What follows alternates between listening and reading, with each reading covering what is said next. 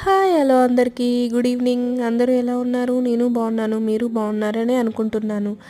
ఈరోజు ఏంటంటే మీలో కానీ ఎక్స్పెషల్లీ లేడీస్ పిల్లలు చాలామంది కొంచెం డల్గా ఉన్నప్పుడు, వీక్గా ఉన్నప్పుడు ప్రోటీన్ ఇంటేక్ అనేది చాలా అవసరం బాడీకి.